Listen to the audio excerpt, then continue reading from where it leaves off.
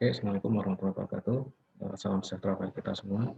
Pada pagi hari ini kita akan membahas tentang chapter 3. Ya, jadi tentang kritisi sebuah jurnal ya. Jadi bagaimana kita melakukan tinjauan literatur kritis tentang jurnal.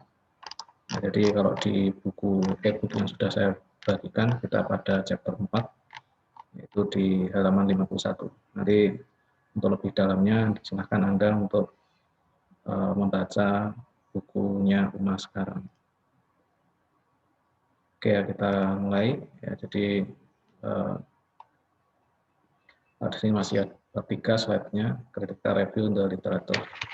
Ya, jadi pada bab 3 kemarin atau pertemuan kemarin kita sudah menjelaskan bahwa tinjauan literatur akademik itu pertama akan membantu Anda untuk mempersempit masalah yang luas dan membuat rumusan masalah yang spesifik dan jelas ya. Jadi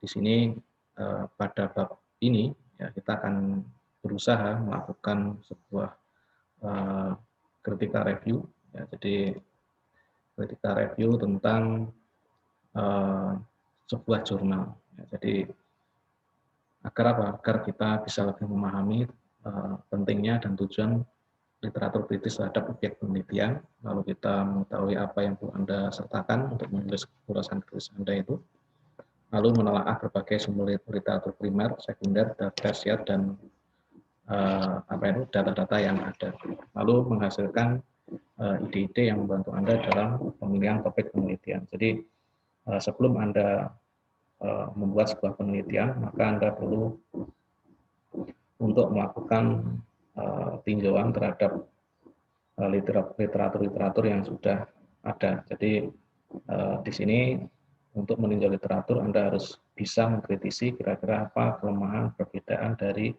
penelitian yang mungkin Anda lakukan dengan penelitian yang sudah dilakukan sebelumnya. Nah, jadi kalau kita lihat di sini kenapa kita melakukan review tadi, ya, jadi bahwa pengetahuan itu tidak vakum ya, tidak kosong.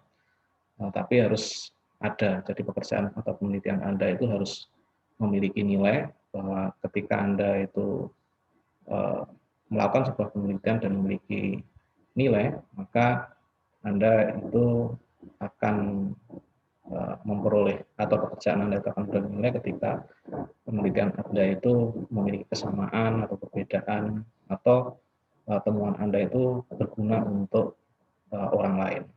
Jadi sehingga penelitian Anda itu akan memiliki dampak kepada penelitian, dampak kepada masyarakat, atau dampak kepada ilmu pengetahuan di masa yang akan datang. Jadi penelitian Anda itu menambah khasanah keilmuan yang ada.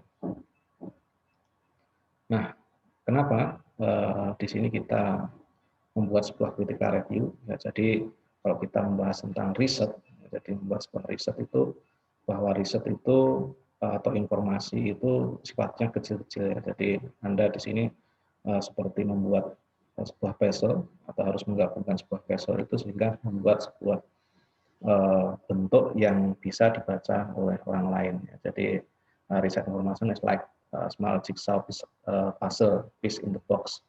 Ya, jadi ada beberapa potongan gambar, lalu beberapa mungkin duplikat, dan juga beberapa missing piece ya. Jadi ada beberapa yang hilang. Ini harus Anda gabung-gabungkan. Ya, jadi sebuah penelitian yang baik itu Anda itu memiliki keterbaruan. Ya, di sini nanti ketika Anda melakukan sebuah riset itu pasti akan ditanya apa kebaruan dari penelitian yang Anda buat.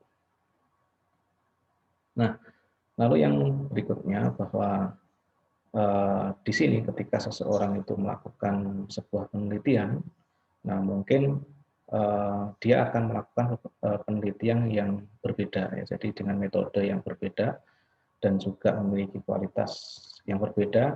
Nah, jadi nanti juga mungkin akan menghasilkan sebuah kontradiksi temuan ya, jadi temuan yang berbeda dari temuan-temuan yang sebelumnya, atau temuan yang berbeda dari yang sebelumnya. Jadi Jadi contohnya, misalkan ketika kita membahas tentang penelitian tentang pemasaran mungkin. Nah, tentu kita sudah pernah memahami tentang 4P, price, product, place, tempat, lalu juga promotion. Nah, ketika saat ini Anda melakukan sebuah penelitian, tentu kalau kita lihat perkembangannya, apakah benar sebuah tempat itu mempengaruhi tingkat penjualan? Karena apa? Ternyata untuk saat ini, ya jadi untuk kali ini bahwa tempat itu sekarang tidak berpengaruh secara signifikan seperti dulu. Kalau dulu kan, misalkan Anda melakukan sebuah penelitian tentang apakah tempat mempengaruhi tingkat penjualan, pasti jawabannya iya. Tapi kalau sekarang kan enggak. Nah, banyak sekarang itu menggunakan aplikasi-aplikasi yang bisa digunakan oleh konsumen untuk melihat sebuah produk tanpa harus mengetahui tempat atau lokasi dari toko itu. Nah, ini contoh saja bahwa ini temuan kontradiksi yang berbeda dari temuan-temuan sebelumnya. Lalu juga kita harus juga memahami bahwa kita tidak mampu memberikan banyak studi, ya jadi nanti di dalam penelitian kita itu harus ada batasannya. Jadi kalau penelitian itu kita ada kelemahan-kelemahan yang harus kita akui bahwa penelitian kita itu hanya berfokus pada misalkan tema A atau fokus pada sesuatu yang lebih spesifik. Jadi seperti itu. Nah, kenapa alasan kita melakukan sebuah review? Ya, jadi kenapa kita melakukan review terhadap jurnal itu yang pertama untuk memberikan atau kita mencari data awal, ya jadi conduct primary search examiner, ya jadi kita ingin memperoleh data awal tentang objek yang mungkin akan kita gunakan di dalam penelitian. Ya, jadi kita ingin melihat sebenarnya penelitian itu sudah sampai mana sih ya saat ini. Misalkan ketika Anda membuat sebuah penelitian tentang kinerja perusahaan atau kinerja UKM. Nah, penelitian-penelitian sekarang itu sudah sampai mana yang membahas tentang kinerja sebuah UKM. Nah, lalu juga kita di sini ketika kita melakukan literatur review itu untuk mengumpulkan, jadi mengumpulkan atau menyusun tentang nilai ide-ide yang akan kita gunakan atau temuan-temuan yang mungkin berguna untuk penelitian kita. Jadi di sini untuk mengorganize, ya, jadi untuk mengelola tentang ide, tentang temuan yang sudah ada dan ide yang akan kita buat dari temuan itu. Jadi mungkin kita bisa memperbaiki temuan-temuan yang ada itu. Lalu juga yang berikutnya itu kita untuk mengidentifikasi tentang penelitian yang mungkin saat ini dilakukan. Ya, jadi contohnya misalkan ketika kita membahas tentang saat ini ada pandemi, jadi penelitian tentang COVID misalkan. Nah, ini kita menyoroti di bagian apanya. Kalau selama ini banyak penelitian-penelitian yang membahas tentang bagaimana memulihkan ekonomi ketika pasca COVID. Nah, mungkin Anda akan membahas tentang apa yang saat ini perlu dilakukan ketika membahas tentang COVID tersebut. Jadi tentang contohnya tentang hal bertahan, survival usaha ketika masa pandemi ini. Lalu juga generate riset ide, ya. Jadi kita untuk mengeneralisir tentang ide-ide penelitian, jadi untuk melihat penelitian-penelitian secara umum, ide-ide penelitian secara umum yang sudah dilakukan. Lalu juga kita untuk mengembangkan tentang kritika perspektif, ya. Jadi kita mengembangkan perspektif kritik terhadap sebuah penelitian yang sudah ada. Nah, di sini ada proses review, ya. Jadi ketika kita melakukan review terhadap sebuah jurnal, ini ada gambar-gambarnya, ya. Jadi Di sini ada puter-puterannya. Jadi mulai dari set question and objective. Jadi Anda memulainya dengan pertanyaan. Jadi kira-kira apa yang menjadi fokus, apa yang menjadi permasalahan di dalam area yang akan saya gunakan di dalam penelitian. Ya, jadi research question and objective. Jadi apa yang Anda teliti di sini. Nah, lalu kalau sudah ada di sini Anda akan menentukan parameternya, alat ukurnya seperti apa. Jadi ketika Anda melakukan sebuah penelitian tentang kinerja, misalkan alat ukur kinerja itu apa saja. Nah, ini harus Anda tentukan. Ya, Anda bisa menentukan di sini ketika Anda sudah mengetahui tadi, kita sudah melihat atau membaca berbagai jurnal tentang pengukuran kinerja. Nah, lalu setelah kita melihat ukurannya, kita melihat keywordnya. Jadi apa sih apa ini aspek-aspek atau hal-hal atau variabel-variabel yang mempengaruhi tentang kinerja tadi.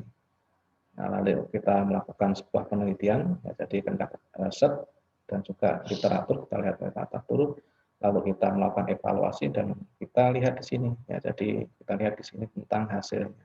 Hasilnya apa setelah kita melakukan sebuah pendalaman terhadap berbagai literatur atau temuan-temuan yang ada. Nah, baru kita menentukan lagi di sini keyword atau temuan baru atau variabel yang mungkin kita gunakan sebagai keterbaruan di dalam penelitian kita. Nah, lalu setelah kita menentukan variabel-variabel penelitian kita, tentu kita akan menggambar ya. Jadi start drawing review. Jadi kita di sini akan membahas atau menggambar kelihatannya kita itu seperti apa, arah penelitian kita itu seperti apa. Nah, lalu kita di sini tadi kan sudah menemukan parameternya. Nah, kita lihat lagi misalkan redefine parameternya. Nah, jadi kita tentukan parameter untuk penelitian kita itu untuk saat ini masih relevan atau tidak, ataukah perlu ada penambahan. Mungkin penelitian di sini akan berbeda dengan penelitian di luar negeri. Misalkan ketika kita membahas, contoh saja, ketika kita membahas tentang apa ini perbankan syariah, misalkan. Tentu akan memiliki parameter yang berbeda antara penelitian yang ada di Indonesia maupun di luar negeri. Contohnya misalkan satu hal saja, itu kalau di luar negeri mungkin adanya campur tangan pemerintah untuk mengembangkan perbankan syariah. Itu kalau di Indonesia mungkin tidak ada. Itu yang bisa menjadikan parameter atau ukuran-ukuran yang mungkin berbeda dengan penelitian yang lain. Lalu berikutnya sama, ya, jadi kita setelah kita mengetahui parameter-parameter yang akan kita kembangkan, lalu kita menentukan lagi secara spesifik generate and refine keyword-nya. Lalu kita ulang seperti tahap pertama, kita tentang risetnya, kita obtain literaturnya, evaluasinya, record-nya seperti apa. Nah, lalu yang berikutnya, langkah berikutnya kita melakukan update and revise draft. Nah, jadi setelah kita mengetahui, oh ternyata ini mempengaruhi ini, oh yang terbaru ini mempengaruhi ini. Nah, kita melakukan update-nya. Ya, jadi update-nya mungkin kalau dulu variabelnya itu variabel langsung, sekarang mungkin kita jadikan sebagai variabel yang tidak langsung atau sebagai variabel moderasi. Nanti akan kita bahas di chapter yang berikutnya. Apa itu variabel mediasi, variabel moderasi. Nah, ini kita akan bahas berikutnya. Nah, ini intinya seperti itu. Jadi prosesnya ketika kita melakukan review itu seperti itu. Nah, di sini kita bisa melakukan yang namanya deduktif maupun induktif ya. Jadi kita untuk melakukan sebuah review itu kita bisa melakukan secara deduktif maupun induktif. Di sini bahwa ketika deduktif itu kita itu pengembangan konsep dari kerangka pikir dulu, lalu apa itu literatur itu, lalu kita tes dengan menggunakan data. Lalu kalau kita melakukan induktif, kita melakukan eksplorasi tentang pengembangan teori yang ada, kemudian kita tes dengan literatur. Nah, ini bedanya seperti itu, ada deduktif maupun induktif. Kalau deduktif itu lebih menekankan data, menggunakan tes dengan data dari kerangka literatur yang sudah ada. Kalau induktif itu kita mengembangkan teori dengan kita membandingkan dengan literatur yang ada. Nah, sebagai contoh misalkan kalau kita lihat secara deduktif itu kita melihat bahwa semua manusia atau all men is mortal ya. Jadi di sini bahwa panah ya. Jadi semua orang laki-laki itu panah. Lalu Sokrates itu adalah seorang laki-laki. Nah, maka apa itu kesimpulannya? Bahwa Sokrates itu panah spesifik. Jadi spesifik menuju orangnya. Nah, kalau induktif itu apa itu sesuatu yang sudah pasti. Ya, jadi misalkan this ice is cold. Ya, jadi ice is cold. Ya, jadi induktif itu sesuatu yang sudah pasti kita lihat literaturnya, kan tidak ada literatur itu mengatakan bahwa es itu adalah panas, misalkan kan tidak ada. Makanya di sini tadi Anda mengeksplorasi sebuah teori dengan apa ini tinjauan literatur yang sudah ada. Kalau kita lihat deduktifnya tadi, kita lihat dulu jadi literatur yang sudah ada, lalu kita tes data apakah benar apa itu data itu menunjukkan apa itu atau mendukung sebuah literatur yang ada. Nah, ini pengembangannya ya. Jadi kalau deduktif itu pengembangan dari teori yang ada, lalu kita melakukan formulasi hipotesis, kita melakukan data dan kita hasilnya hipotesis kita itu diterima atau tidak. Jadi biasanya kalau Anda melakukan penelitian tentang transkripsi, tentang data-data kuantitatif, itu biasanya penelitiannya bersifat deduktif. Ya. Jadi kita lihat dari teori yang ada, kita menginformasikan hipotesis, menganalisis data, dan kita menentukan apakah hipotesis itu diterima atau tidak. Masalah induktif, kalau induktif itu biasanya kalau di dalam penelitian itu biasanya untuk penelitian bersifat kuantitatif. Jadi kita melakukan observasi dulu, lalu kita melihat apa itu pattern atau apa ini langkah-langkahnya. Nah, jadi lebih kepada aturan-aturannya, lalu kita melihat, lalu kita menyusun hipotesis dan juga kita melakukan sebuah teori. Nah, ini biasanya memang untuk penelitian yang bersifat kuantitatif. Nah, jadi misalkan kita melihat tentang apa itu bagaimana kehidupan masyarakat Tengger dengan masyarakat yang ada di apa itu bawah Tengger misalkan. Kan di Tengger itu hubungan di bawah Tengger atau di daerah perkotaannya itu seperti apa. Nah, ini baru nanti Anda membuat sebuah teori. Nah, ini Anda melakukan observasi dulu, lihat ukuran-ukurannya atau alur-alurnya, kemudian baru melakukan uji hipotesisnya, menyusun hipotesisnya, baru nanti kepada teori. Nah, di sini kenapa kita melakukan critical review? Nah, jadi tujuannya itu adalah untuk menemukan kembali atau future refine research dari present objektif. Jadi kita untuk menyusun kembali tentang apa ini pertanyaan dan juga objek penelitian itu. Lalu kita menemukan apa itu berusaha untuk mencari rekomendasi untuk penelitian yang di masa yang akan datang. Lalu kita untuk menghindari pekerjaan yang diulang, ya, jadi untuk menghindari pekerjaan yang diulang, penelitian yang sudah ada, Anda melakukan replikasi di tempat yang sama, itu sebenarnya nggak bagus ya. Lalu kita juga berusaha untuk menyediakan tentang strategi dan juga teknik yang kita lakukan lebih objektif atau berbagi atau memberikan pendekatan strategi dan teknik yang lebih baik dibandingkan penelitian yang sudah ada. Nah, di sini ketika Anda itu membuat sebuah kritikal, jadi critical review atau mengkritik sebuah jurnal itu, di sini skill for effective reading itu Anda bisa melihat, memperatinjau, jadi melihat kembali tentang penelitian yang sudah ada. Lalu Anda bisa melakukan yang namanya kritikan, jadi memberikan anotasi atau kritikan terhadap jurnal-jurnal yang sudah ada atau penelitian-penelitian yang sudah ada itu. Nah, di sini berikutnya itu bisa Anda buat sebuah ringkasan atau summary terhadap penelitian-penelitian yang ada. Lalu Anda mungkin bisa membandingkan antara penelitian satu dengan penelitian yang lain. Apakah ada perbedaan, apakah kesamaan atau perbedaan di dalam penelitian satu dengan penelitian yang lain.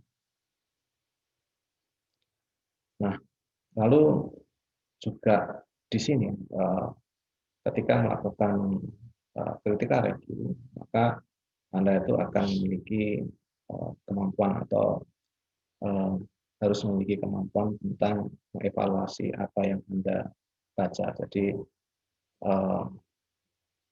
ya mengevaluasi, jadi untuk menilai atau melihat kemampuan Anda di dalam membaca atau memahami tentang sebuah kasus di dalam penelitian. Nah, lalu juga kemampuan tentang atau memahami tentang apa yang Anda baca, kemudian menginformasikan. Jadi di sini yang harus Anda pahami itu apa yang Anda pahami itu, apa yang Anda pahami tentang apa yang Anda baca, kemudian memberikan informasi tersebut. Nah, di sini pertanyaan-pertanyaan yang Anda harus tanyakan dalam diri Anda ketika Anda melakukan sebuah critical review tentang kenapa saya harus membaca artikel ini. Jadi untuk membantu Anda itu fokus pada subjek yang Anda akan teliti. Dan juga di sini tentang apa yang what is the author trying to do within this. Jadi apa yang akan diungkap author di dalam meneliti atau membuat sebuah jurnal tersebut. Di sini harapannya bisa membantu Anda untuk mengevaluasi tentang tujuan atau penelitian yang akan Anda gunakan. Nah, lalu yang berikutnya how coaching is in this ya. Jadi bagaimana kita mengkonfirmasikan atau kita mengkomparasi tentang penelitian yang Anda baca itu, dan juga apa yang bisa Anda gunakan jadi untuk membaca jurnal tersebut. Jadi what use can I make on this reading ya. Jadi apa yang kita gunakan untuk bisa membaca jurnal ini. Jadi apa yang Anda pahami, jadi apa yang harus Anda lakukan untuk bisa membaca jurnal itu.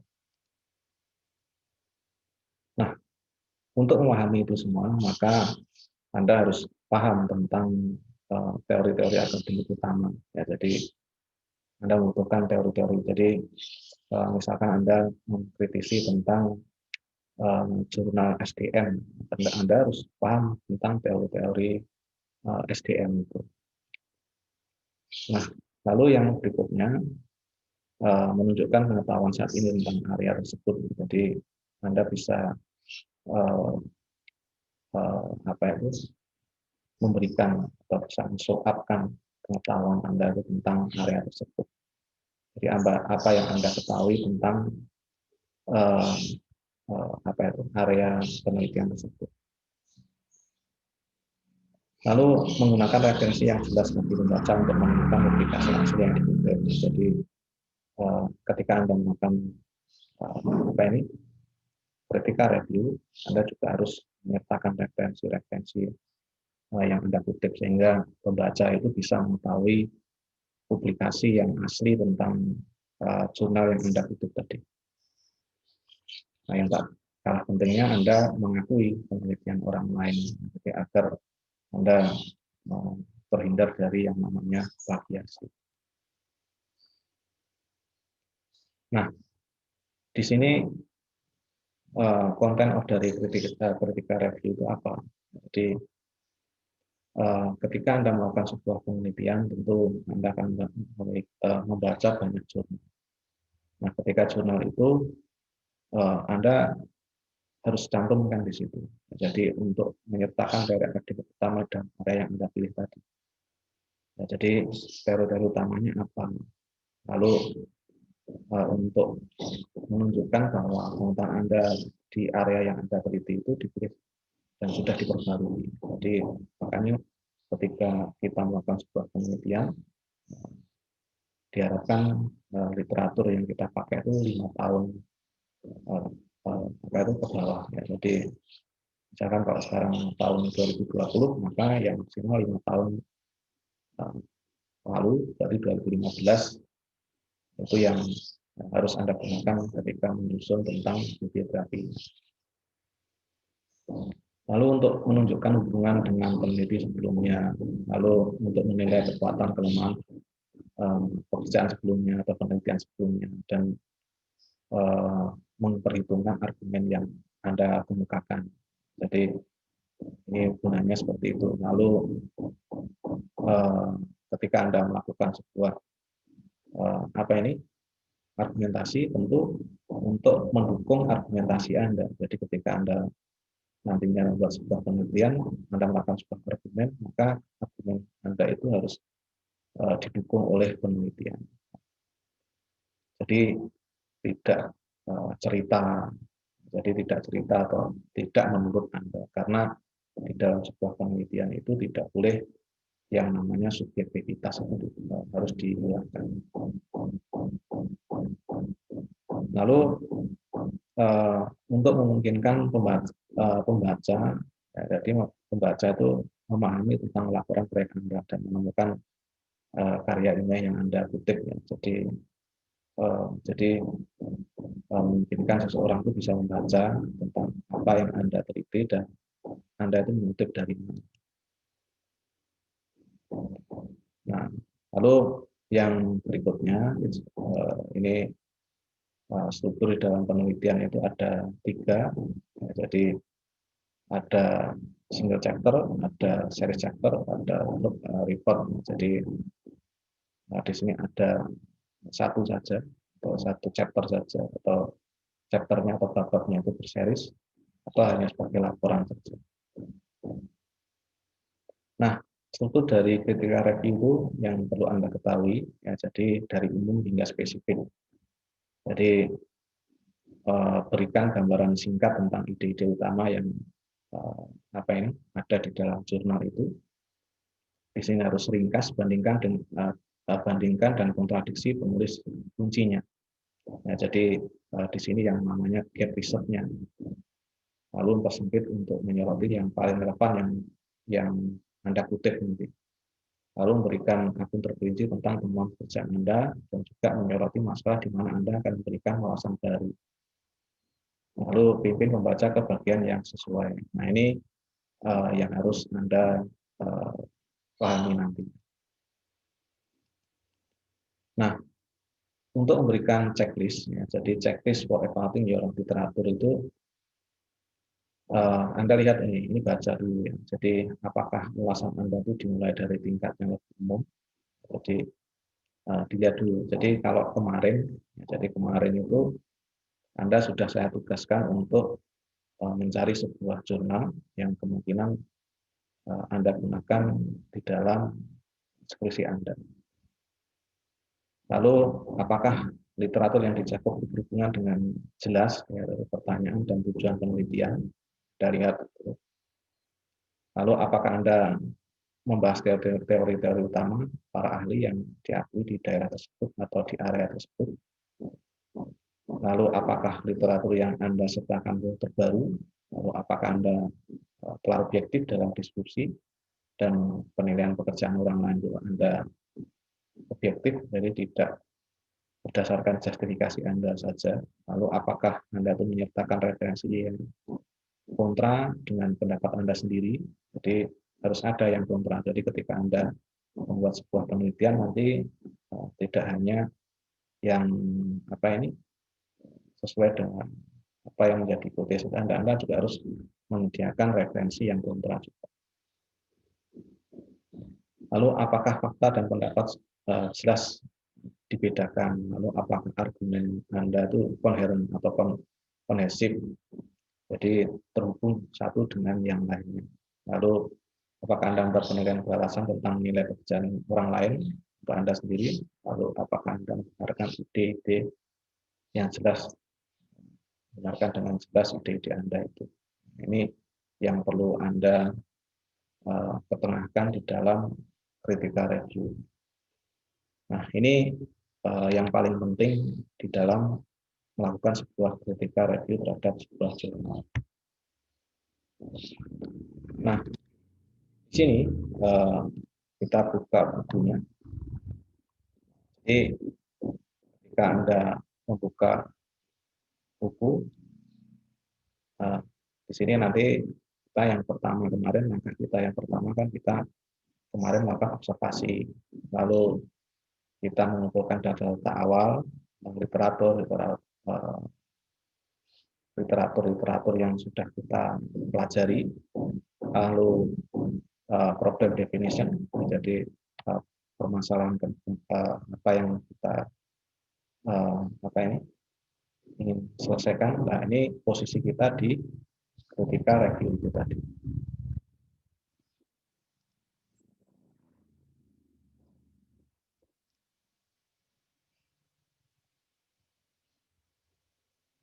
Oke, oh ini.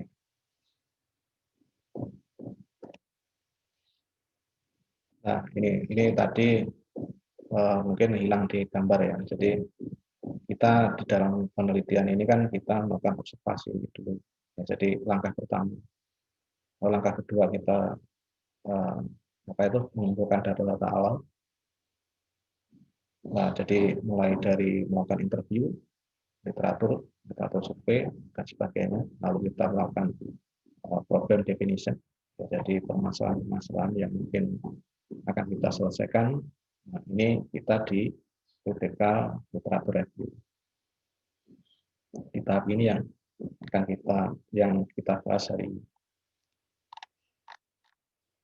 Nah, jadi sumber data tadi yang ingin kita lakukan critical review tadi bisa dari textbook, dari jurnal, bisa dari tesis atau penelitian terdahulu, lalu ada proceeding, conference, lalu manuskrip atau penelitian yang tidak dipublikasi, lalu laporan, ya, jadi laporan bisa dari newspaper atau dari internet. Ini bisa Anda gunakan di dalam penelitian atau yang ingin Anda review atau kritik tadi. Nah, di dalam mencari literatur, kita bisa melihat dari jurnal elektronik, ya, lalu dari full text database, atau kita bisa lihat ini dari daftar pustaka data. Makanya kalau kita lihat kemarin, Anda kalau sudah mengerjakan, ya, Anda mencari jurnal untuk skripsi Anda akan menemukan lihat daftar pustaka. Nah, di situ bisa kita cari juga di situ data-data akan mempermudahkan kita di dalam mencari sumber literatur yang akan kita gunakan. Lalu bisa lihat dari abstrak dari penelitian yang relevan dengan penelitian kita. Nah, ini yang sudah dibahas di chapter tadi, di slide tadi. Lalu kita melakukan yang namanya